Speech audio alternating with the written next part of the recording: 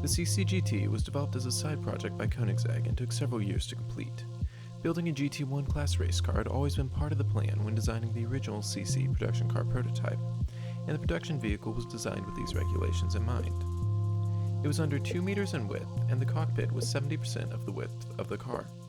The completed CCGT race car was based on the Koenigsegg CCR with a few elements taken from the CCX model. Once finished, the CCGT weighed under 1,000 kilograms, generated over 600 kilograms of downforce, and produced over 600 horsepower. Sadly, the car was never actually entered in a race. 2 months after the CCGT was completed, the regulations were changed, making it ineligible for GT1 racing. Despite this, the Koenigsegg CCGT lives on in Forza Horizon 4, where we will be taking a look at it today. This vehicle is currently available in the Forzathon shop, where it can be obtained for 500 Forzathon points. While the stock vehicle handles quite well, it becomes extraordinary with some upgrades. For this tune, I'm running an all-wheel drive drivetrain, a racing V12 engine, and twin turbochargers, stock tires and wheels, and maximum width rear tires. Aside from all this, all other options are maxed out. This combination adds up to 1,191 horsepower, 632 foot-pounds of torque, and a weight of 2,284 pounds.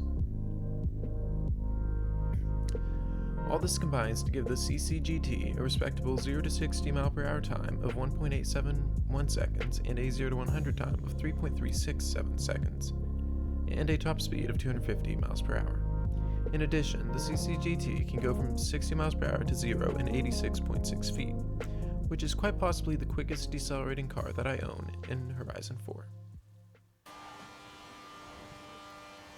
The CCGT is tuned in this way in order to be effective as possible for racing, and in order to test it, I will run it on a test track which I have nicknamed the Trial. This course has some very sharp corners as well as wide open stretches of road where vehicles can reach their top speed. It serves as a good benchmark for comparing vehicles of the same class. The CCGT is quite a unique vehicle to drive.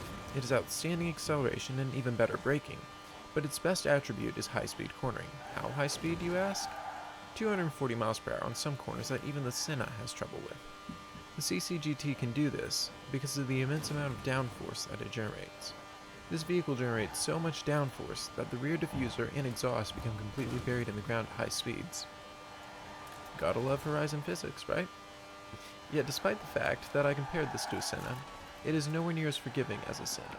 It has speed and power, and drives amazingly, but if you slip up or overcorrect, this vehicle has a habit of spinning out completely.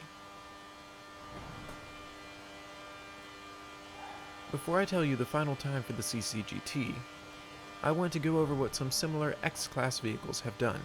These are approximate numbers, as most of these other cars haven't ran the trial more than 3 times yet, and as such, these are subject to change. The McLaren P1 ran the trial in 3 minutes and 16.2 seconds, the Senna did it in 3 minutes and 11 seconds, and the Chiron in 3 minutes and 22.2 seconds. As I expected, the CCGT beat the time set by these cars. I knew that the CCGT would be quicker, but I didn't expect it to get as good a time as 3 minutes and 2 seconds. That's the fastest car that I've driven on this test track, and potentially one of the best vehicles for racing in the game. So now that we know how it stacks up against competition, would I recommend it? Absolutely. This vehicle is in a league of its own, and if you can get it, I would absolutely recommend picking it up. Yeah, I'm beginning to think that my scripts are kind of tongue twisters in a way. No, my scripts aren't. The word CCGT is. Try saying that several times in a few minutes. It's interesting.